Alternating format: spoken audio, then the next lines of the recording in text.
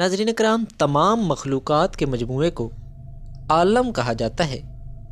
عالم کے کل 3 حصے ہیں: عالم اجساد، عالم ارواح اور عالم مثال۔ کچھ لوگ عالم مثال اور عالم برزخ کو ایک کر دیتے ہیں، جبکہ یہ دونوں علیحدہ ہیں۔ عالم برزخ کے بارے میں ہم آنے والی ویڈیو میں بیان کریں گے۔ آج عالم مثال کے بارے میں بات ہوگی۔ ناظرین، ہم خواب یا مراقبے میں جو نظارے دیکھتے ہیں یا کشف میں ماضی یا مستقبل کے بارے میں جو علم حاصل کرتے ہیں، تو یہ تمام چیزیں یا نظارے عالم مثال سے تعلق رکھتے ہیں۔ عالم غیب اور عالم شہادت کے درمیان عالم مثال کی دنیا ہے، لیکن عالم خارج میں عالم مثال کا کوئی وجود نہیں۔ اس کا تعلق صرف عالم انفس کے ساتھ ہے۔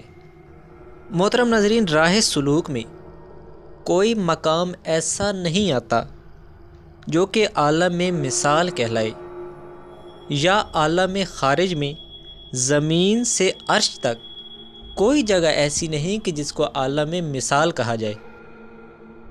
ناظرین، ہماری دنیا کی ہر چیز عالم مثال میں موجود ہے، حتیٰ کہ ہماری مانوی چیزیں عالم مثال میں جسم رکھتی ہیں۔ جیسے کہ ہماری دنیا عالم مثال میں ایک بڑھیا کی صورت میں ہوتی ہے، جس نے بہت زیادہ بھڑکیلا لباس پہنا ہوتا ہے، جبکہ اس کا چہرہ بھیانک ہوتا ہے۔ ناظرین، ہماری اجتماعی سوچ سے جو شکل تشکیل پاتی ہے اس کو تھاٹ فارم کہتے ہیں۔ یہ تھاٹ فارم بھی عالم مثال میں جسم کے ساتھ موجود ہوتی ہے۔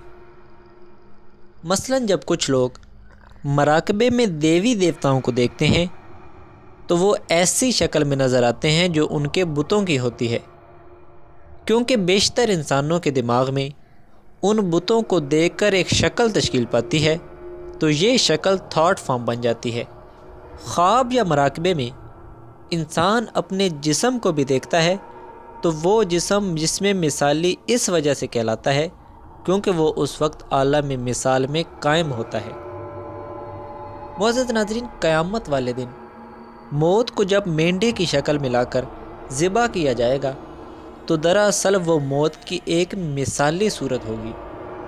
راہ سلوک میں خدا کے قرب کا جو سفر ہوتا ہے وہ اس طرح محسوس ہوتا ہے کہ انسان ایک دائرے سے دوسرے دائرے میں چلا گیا ہے، تو یہ بھی ایک مثالی صورت ہے جو کہ یہ ظاہر کرتی ہے کہ قرب میں ترقی ہوئی ہے۔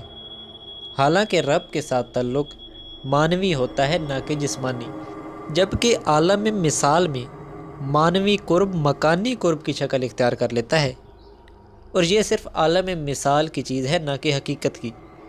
ناظرین کرام، عالم انفس کی دنیا عالم مثال کی دنیا ہے، جبکہ عالم خارج کی دنیا حقیقی دنیا ہے۔